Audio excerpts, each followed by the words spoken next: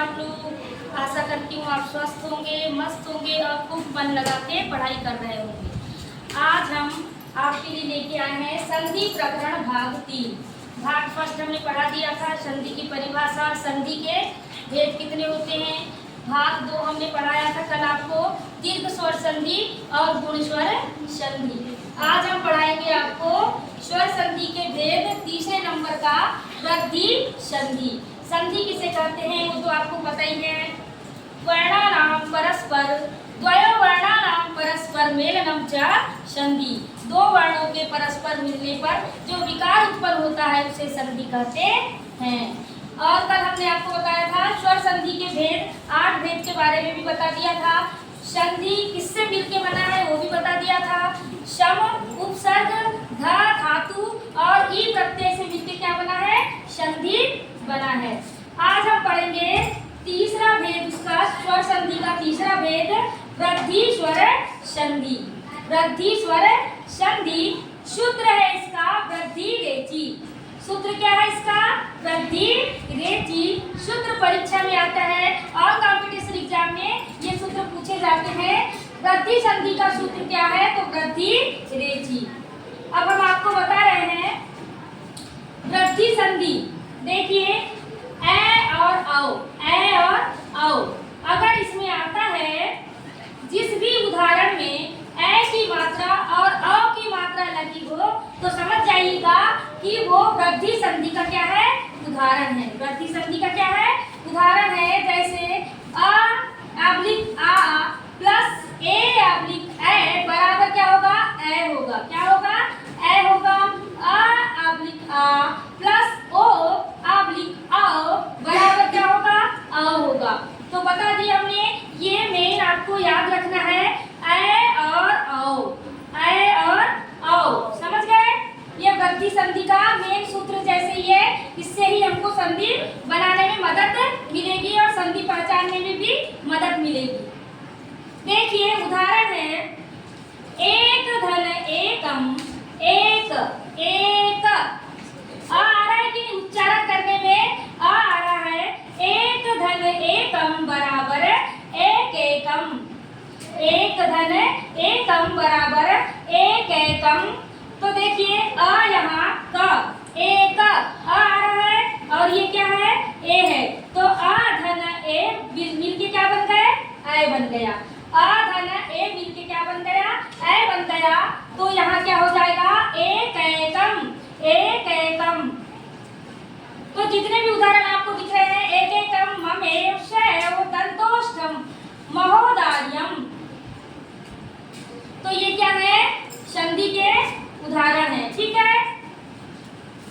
दंतोष्ठम क्या आ जाएगा यहाँ? दंतोष्ठम, महोदार्यम।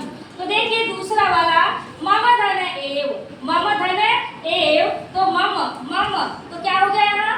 आ हो गया और ये ए, तो आ धन ए मिलके क्या बन गए? ए बन गया। क्या बन गया? ए बन गया। तो हो गया ममेव। क्या हो गया? ममेव।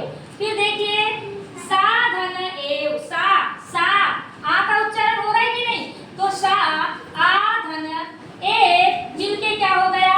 ए हो गया। अब दूसरा देखिए दंत धन ओष्ठम, दंत धन ओष्ठम, तो दंत दंत अ का उच्चारण हो रहा है? हो रहा है ना? दंत अ आ रहा है कि नहीं? और ये क्या है? ओ, तो आ धन ओ मिलके बन गए औ। तो यहाँ क्या आ गया? दंतोष्ठम। क्या आ गया? दंतोष्ठम। अब देखिए महा महा महा आ रहा है ना? आ धन औ मिलके क्या हो गए? औ हो गए। तो क्या आ जाएगा? महाधन औदार्यम, महाधन औदार्यम बराबर महोदार्यम, महोदार्यम। समझ गए? अब देखिए ये वृद्धि संधि आपको समझ आ चुकी होगी। क्या याद रखना है? ए और औ, ए और औ। अब देखिए यण स्वर संधि, चौथा भेद है इसका स्वर संधि का, यण स्वर संधि। इसका सूत्र है संस्कृत में इको यणचि। सूत्र क्या है? इको यणचि, इको यणचि, इको यणचि। तो ई अब्लिक बड़ी ई प्लस असमान स्वर, असमान स्वर कोई भी स्वर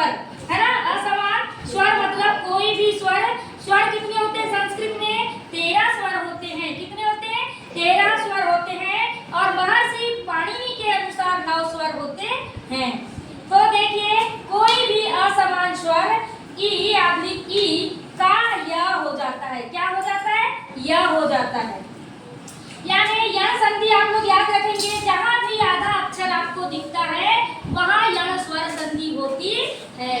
जहाँ भी आपको आधा अक्षर दिखेगा वहाँ यण स्वर संधि होगी। याद रखिएगा, आधा अक्षर समझ गए ना। आधा वर्ण जहाँ भी दिखे, अर्ध वर्ण, तो वहाँ पे कौन सी संधि होगी? यण स्वर संधि होगी। तो देखिए ऊ ऑब्लिक हूँ प्लस असमान स्वर, मतलब कोई भी स्वर आ सकता है असमान दूसरा। हूँ ऊ ऑब्लिक हूँ का व हो जाता है, ठीक है। री ऑब्लिक बड़ा री प्लस असमान स्वर री ऑब्लिक बड़ा री का र हो जाता है, और र प्लस असमान स्वर का बराबर र का बराबर ल हो जाता है। तो या व र ल, या व र ल, या संधि का ये याद रखेंगे, या व र ल, या व र ल।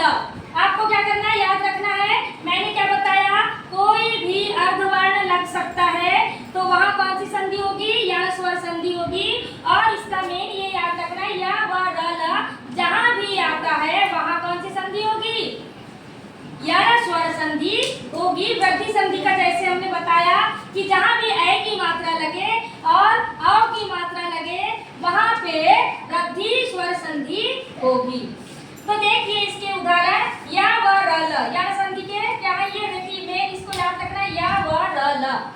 उच्चारण करने में ये अगर आता है तो समझ लीजिएगा आप कि यहाँ यण स्वर संधि होगी।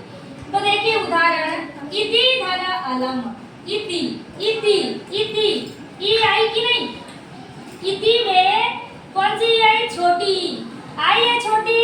इति धन अलम, तो ई धन अ बराबर ई का क्या हो जाएगा? य हो जाएगा। क्या हो जाएगा? य हो जाएगा। ई का य हो जाएगा। तो ये जो ई है यहाँ पे हम क्या लिखेंगे? आधा वर्ण लग गया, आधा त लग गया, आधा त लग गया, तो इत्यलम क्या हो गया? इत्यलम क्या हो गया? इत्यलम हो गया। अति धन आचारः, अति धन आचारः, ई धन आ बराबर ई का क्या हो गया? य हो गया। ई का क्या हो गया? य हो गया। यहाँ आधे आधे अक्षर दिख रहे हैं कि नहीं?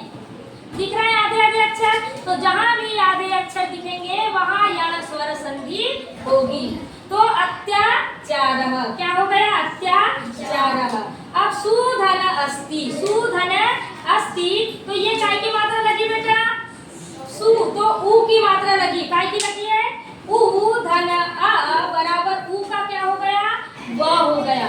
तो सुधन अस्ति बराबर स्वस्ति, है ना।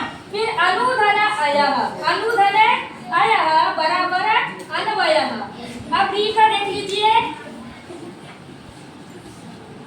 री का देखो, पितृधन आदेशः, पितृधन आदेशः बराबर पित्रादेशः। र आ रहा है कि नहीं? पित्रादेशः। फिर है र धन आकृति बराबर लाकृति, तो ला आया कि नहीं? ये तो आप लोग याद रखेंगे, या व र ल, या संधि का ये क्या है? मेन पॉइंट है, या व र ल अगर जहाँ दिखता है और आधा अक्षर अगर दिखता है तो वो उदाहरण किसका होगा? यण स्वर संधि का उदाहरण होगा। अब हम 5वें नंबर का देखते हैं, अयाधि स्वर संधि। अयाधि स्वर संधि, इसका सूत्र है एचो अयवायावः, एचो अयवायावः। देखिए ये यश जैसा क्या लगा है, आप जानते होंगे, मैंने पहले आपको बताया था ये क्या है? अवग्रह है। क्या है ये? अवग्रह है, और इसका उच्चारण अ के समान किया जाता है। तो अयाधि संधि का सूत्र है एचो अयवायावः, एचो अयवायावः। अब देखिए, ए धन कोई भी स्वर, ए प्लस कोई भी स्वर, ए का अय हो जाएगा। ए का क्या हो जाएगा? ए हो जाएगा। अय का कोई भी स्वर, अय प्लस कोई भी स्वर, तो अय का क्या हो जाएगा? आय हो जाएगा। ओ का कोई भी स्वर, ओ का अ हो जाएगा, और औ कोई भी स्वर, अ का आय हो जाएगा। तो आपको याद क्या रखना है? अय, आय, औ, आय। अगर ये जहां भी